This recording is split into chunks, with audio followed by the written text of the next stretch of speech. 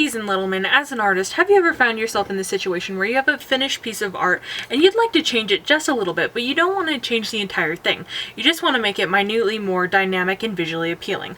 Well, I can show you how to make just minor changes to make the overall thing better. Today we're going to be taking a look at some of my art friends' pieces of art that they have sent me, and we're just going to make minor adjustments to overall make it more dynamic and visually interesting.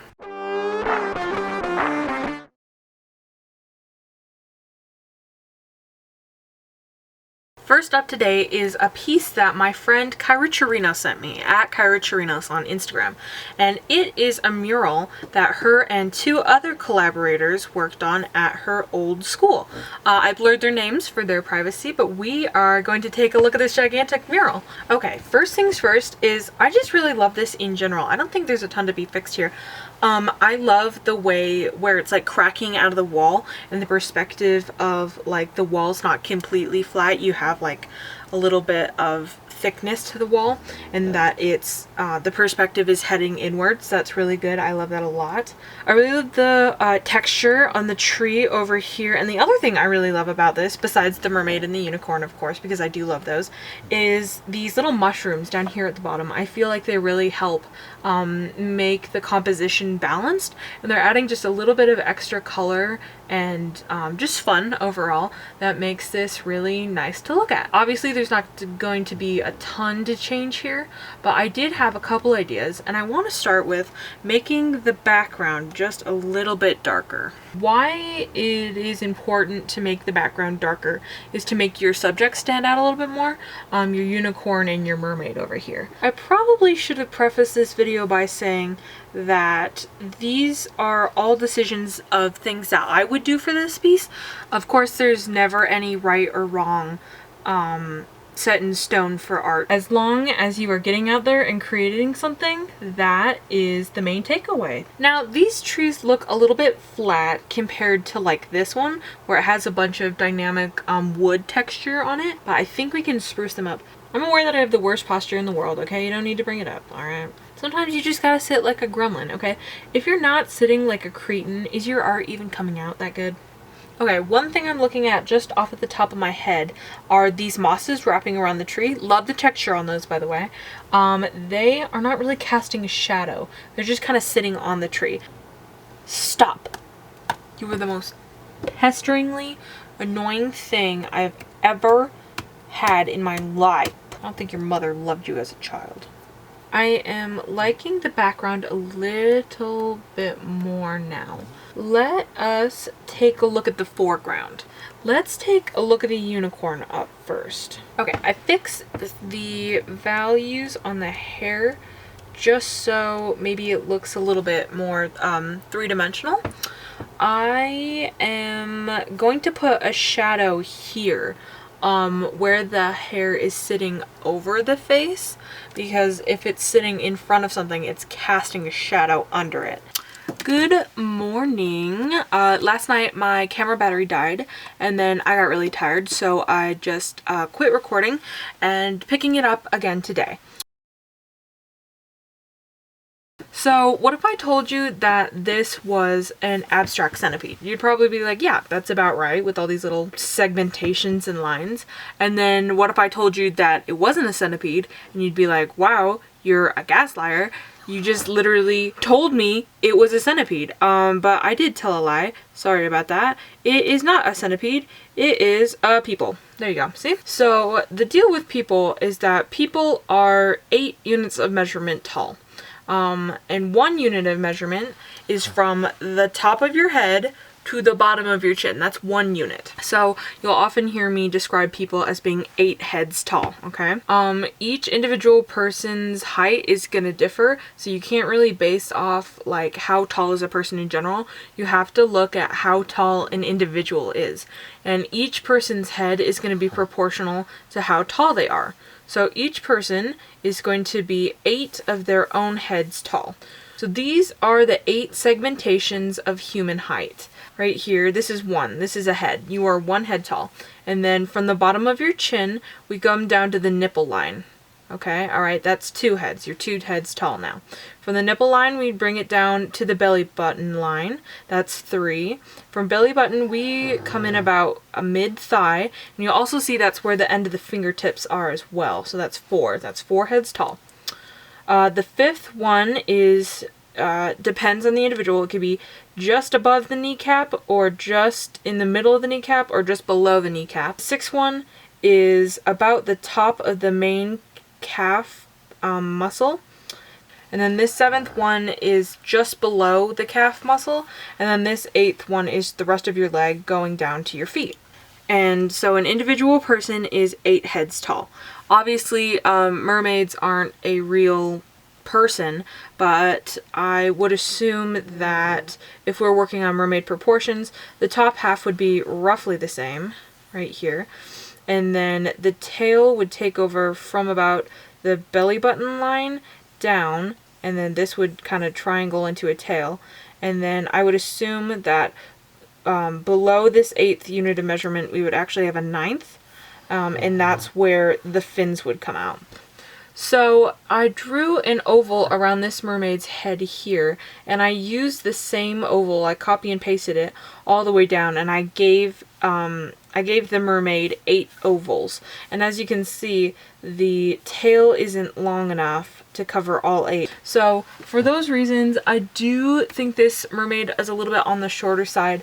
Looking at her head and upper torso, I think that's about right. I think this tail is where she's falling short, quite literally. And if you wanted to, I would make the tail come out of the water right about here and then stretch the length of these 4 final ovals. I don't know if this was an intentional choice made by the original artist and artists, but I'm not going to mess with that today. I just wanted to let you know why I think maybe that's a little bit off.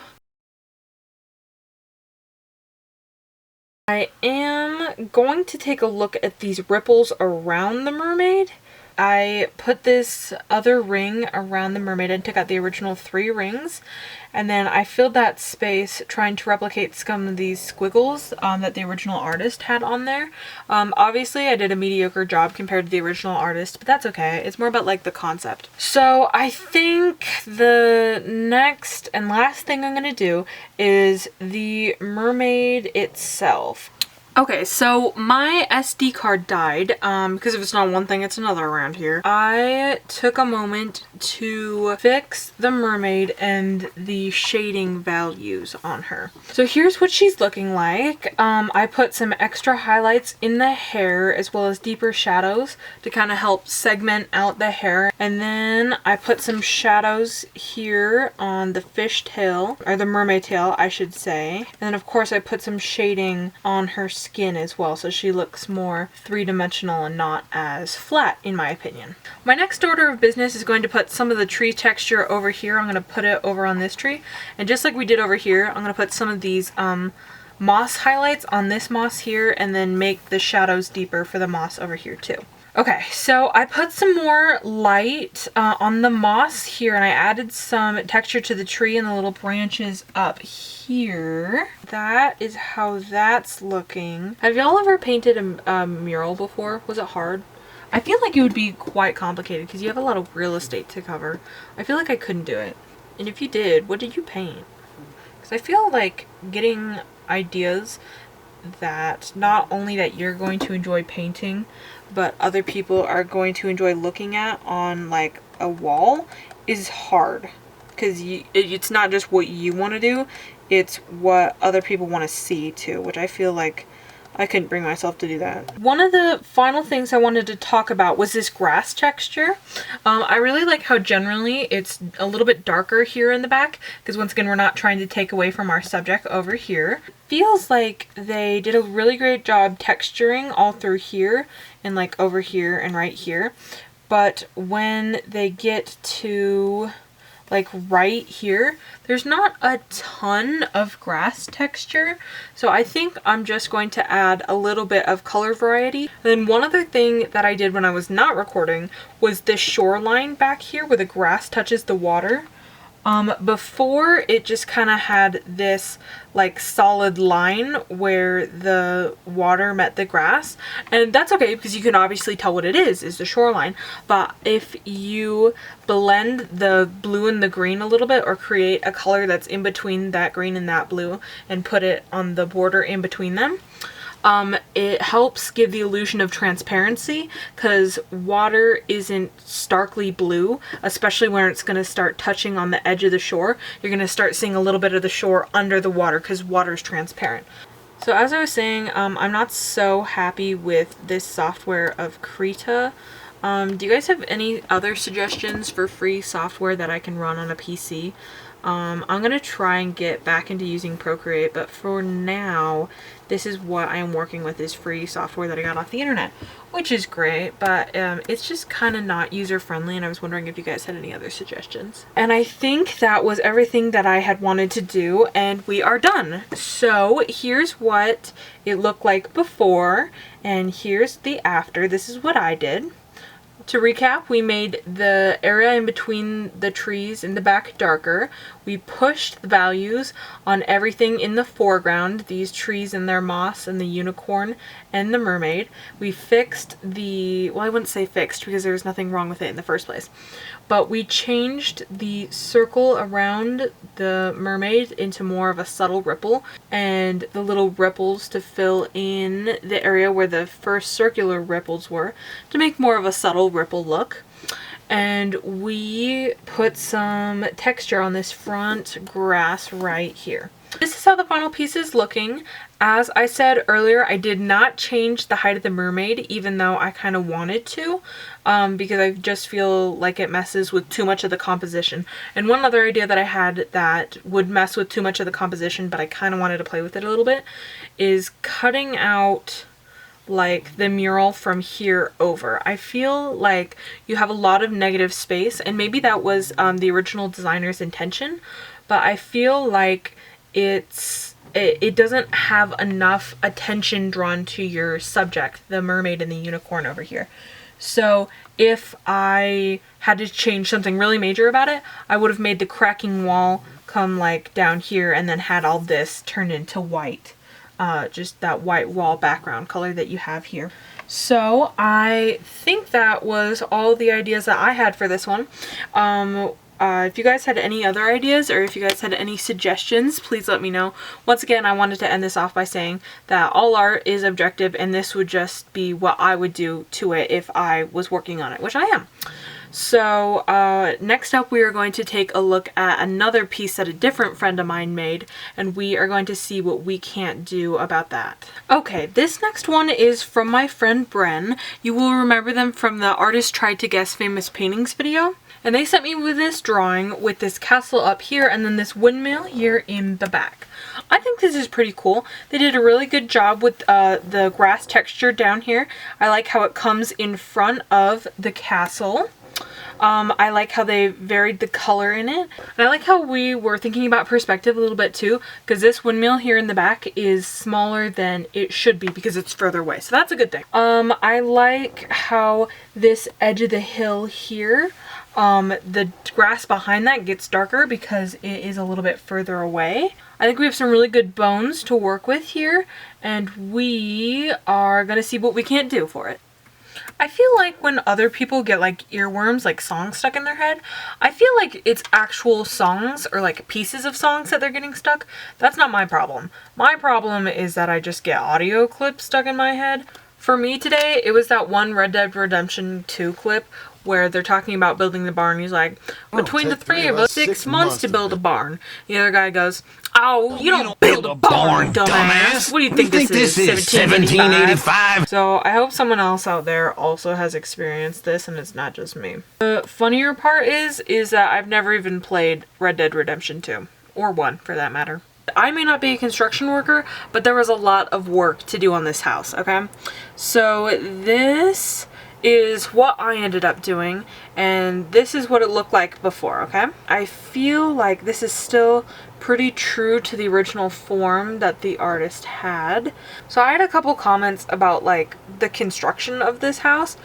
I just feel like this roof line is a little bit too crooked. I mean, obviously I know you're trying to apply perspective to it, but I just feel like the angle on this isn't quite right. So I made a little sketch of how I would have tried to keep the original concept the same, but maybe just execute it just a slight bit differently. So first thing is I made the overall house thicker so it looks like you can actually like walk in there.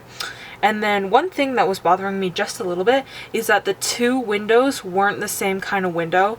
Like you have the circular window over here, and then you have this arched window over here. Because I feel like it plays with the original concept that this artist was thinking about, but maybe it just executes it in a more realistic way. But if I were to change that house fundamentally, this is a little bit closer to how I would have designed it.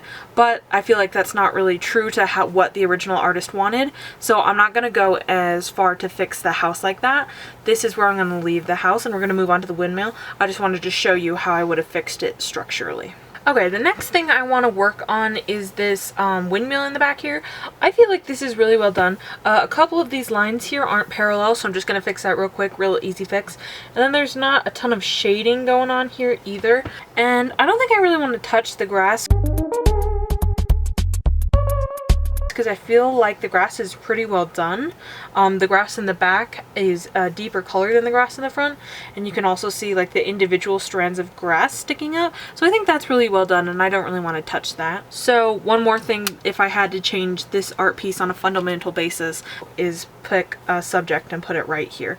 Or maybe fix the cropping of the piece so that you only see the house or only see the windmill. Just trying to see them both at the same time doesn't really give you a main subject, and it doesn't really tell the viewer what you're trying to express as an artist. Okay, so I think I am all done here and I'm ready to show you.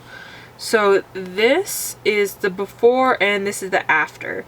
As you can see, I was working on the windmill up here, and I added some shading on the windmill body, and I did some highlights on the metal like fans, and then I did some cast shadows under the fans too, because they're like sticking out from the body of the windmill, so they're going to cast a shadow. And I think that is pretty good. One last thing that I feel once again was not part of what the original artist had in their mind for this piece was maybe fixing these like dead areas. Like you don't have a lot going on in the sky here, and you don't have like anything going down on just all this negative green space down here. So I did just like a quick mock-up of something that I would have done. This isn't how I'm going to leave the piece. This is just showing you what I would have done if I was the original artist. Is I would have put some clouds in the sky here. I maybe would have like made some little flora and fauna along the grass here, just to give some more visual elements for you to look at while your eye is roaming the piece. And I also would have made some cast shadows behind the little building and the windmill, just to actually like put them in the ground of where they're sitting. So there's shading on the physical like building that's there, and then there's the shadow that they cast, and that's what we call the cast shadow. But here is the before and after. I feel like it's a pretty good improvement.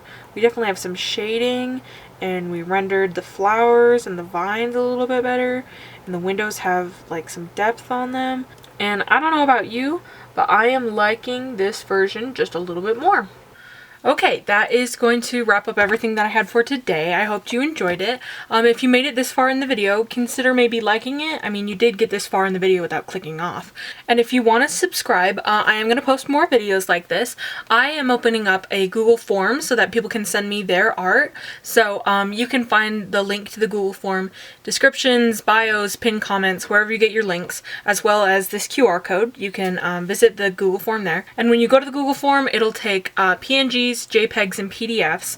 And if it's a physical media thing, like it's not a digital piece of art, just get like a really good like shot of it. Don't be like super backed out, just like make sure it's all cropped in and tight and stuff.